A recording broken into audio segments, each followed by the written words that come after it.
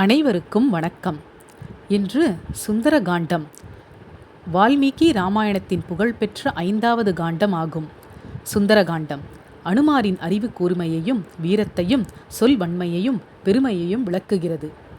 சுந்தரகாண்டத்தில் சீதையை தேடும் பொருட்டு பரதகண்டத்தின் தெற்கு பக்கம் அங்கதன் தலைமையில் சென்ற வானரக் கூட்டம் மகேந்திரகிரி மலையில் தங்கியிருக்கையில் அங்கிருந்த வயது முதிர்ந்த கழுகரசன் சம்பாதியின் அறிவுரையின்படி அனுமான் வானில் பறந்து கடலை கடந்து இலங்கைக்குச் சென்றார்.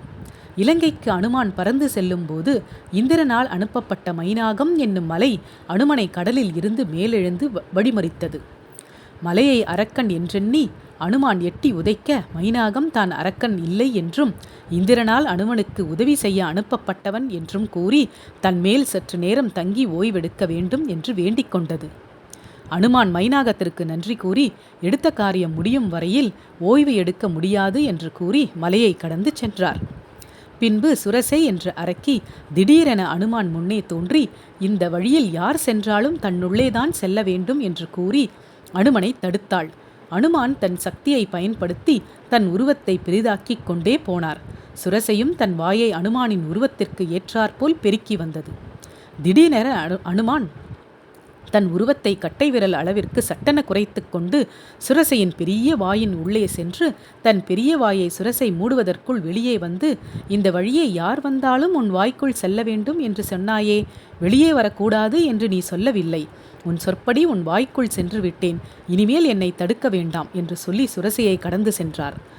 இதற்கு அடுத்தது சிம்ஹிகா என்ற அரக்கி தனக்கு இருந்த ஒரு வரத்தை பயன்படுத்தி கடலில் விழுந்த அனுமானின் நிழலை பிடித்து அனுமனை இழுத்து அனுமனை விழுங்கினாள்.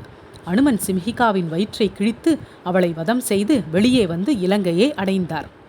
இலங்கை நகரின் வாயிலில் இலங்கையை காவல் புரியும் லங்கினி என்ற அரக்கி அனுமனை தடுத்து நிறுத்தி எட்டி உதைத்தாள். அனுமனும் மீண்டும் எட்டி உதைக்க லங்கினி அனுமானிடம், என்று தன்னை ஒரு வானரம் எட்டி உதைக்கிறதோ அன்று இலங்கையின் அழிவு ஆரம்பம் என்று பிரம்மா கூறியதை சொன்னாள். அனுமன் தன் உருவத்தை கட்டை விரல் அளவிற்கு சுருக்கி கொண்டு இலங்கை நகருக்குள் பிரவேசித்தார். இலங்கையின் அழகாய் கண்டு ஆச்சரியமும் கூடவே ராவணனின் தவறான செயல்களால் இந்த அழகு பொருந்திய இலங்கைக்கு என்ன தீங்கு நேருமோ என்ற கவலையும் ஏற்பட்டது. ராவணனின் மாளிகை உட்பட அனைத்து மாளிகைகளிலும் சீதையை தேடினார். எங்கும் சீதையை காண முடியவில்லை. அந்த புறத்தில் ராவணனின் மனைவியான மண்டோதரியை பார்த்து ராமன் சொன்ன பல நல்ல லட்சணங்கள் அவளிடம் இருப்பதைக் கண்டு அவள்தான் சீதையாக இருக்கக்கூடும் என்று கூட எண்ணினார் அனுமான். பின்பு சீதையாக இருந்தால் இப்படி ராவணன் அந்த புறத்தில் சுகபோகங்களை நிச்சயமாக அனுபவிக்க மாட்டாள். இது ராவணனின் மனைவியாக இருக்க வேண்டும் என்று முடிவுக்கு வந்தார். கடைசியாக அசோகவனம் என்னும் அழகிய தோட்டத்தில் சீதையை அனுமன் கண்டார். ராமர் என்ன சொன்ன அடையாளங்கள் சரியாக பொருந்தியது.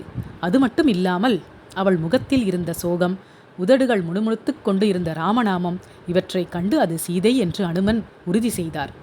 அப்போது ராவணன் வந்து சீதையிடம் தன்னை மணந்து கொள்ளும்படி பலவாறு கெஞ்சியும் மிரட்டியும் ராமனை தூஷித்தும் பார்த்தான். சீதையோ ராவணனை துச்சமென கருதி ராமனிடம் சரணடைய சொல்லி புத்தி கூறினாள். ராமனை தவிர வேறு ஒருவரை எண்ணி பார்ப்பதில்லை என்றும் உறுதியாக கூறினாள். ராவணன் இன்னும் 2 மாத காலம் சீதைக்கு அவகாசம் கொடுத்து சீதையை காவல் காக்க அரக்கைகளிடம் சீதையின் மனதை மாற்றும் பணியை கொடுத்துச் சென்றார். சீதையின் மன உறுதியை கண்டு அனுமன் சிலாகித்தார். அரக்கிகள் சீதையை மிரட்ட திருசடை என்ற ஒரு நல்ல அரக்கி மட்டும் சீதைக்கு ஆறுதல் கூறினாள். இருந்தாலும் சீதை மற்ற அரக்கியர் யாரும் கவனிக்காத நேரமாக பார்த்து சுருக்கிட்டு தன் உயிரை விட எண்ணினாள். அப்போது அனுமன் அதை தடுக்க சாதுரியமாக ராமனின் கதையை சொல்ல ஆரம்பித்தார். அரக்கரின் கோட்டைக்குள் யார் ராமனின் புகழை சொல்வது என்று ஆச்சரியத்துடன் சீதை தேட அனுமன் மெதுவாக ராமனின் பேரை சொல்லிக்கொண்டே சீதை முன் வந்தார். ராமரின் தூதன் தான் என்று சீதையிடம் விளக்கினார் அனுமான்.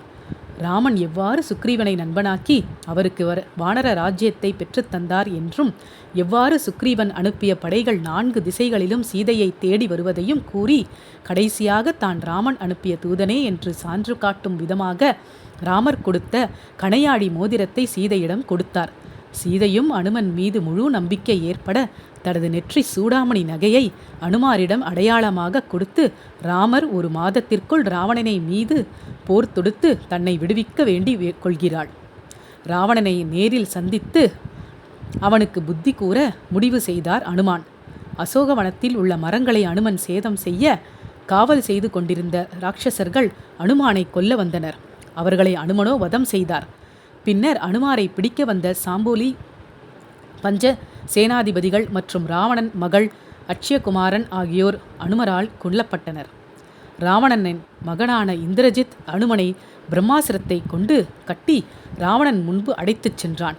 பிரம்மாஸ்திரத்தை முறிக்கும் சக்தி அனுமனுக்கு இருந்தாலும் பிரம்மாவுக்கு மரியாதை செலுத்தும் விதமாக அவர் பிரம்மாஸ்திர தலையிலிருந்து விடுபடவில்லை. ராவணனிடம் அனுமன் நல்புத்தி கூறினாலும் ராவணன் அதை ஏற்காமல் அனுமன் வாளுக்கு தீ வைக்க உத்தரவிட்டார். அனுமான் வாளில் இருந்த நெருப்பு மொத்த இலங்கையையும் எரிக்க அசோகவனம் மட்டும் எந்த சேதமும் இல்லாமல் இருந்தது. மீண்டும் சீதாதேவியை தரிசனம் செய்து அவரிடம் ஆசி பெற்று கடல் கடந்தார். பின்னர் கண்டேன் சீதையை என கூறியபடி ராமரிடம் சீதையை கண்ட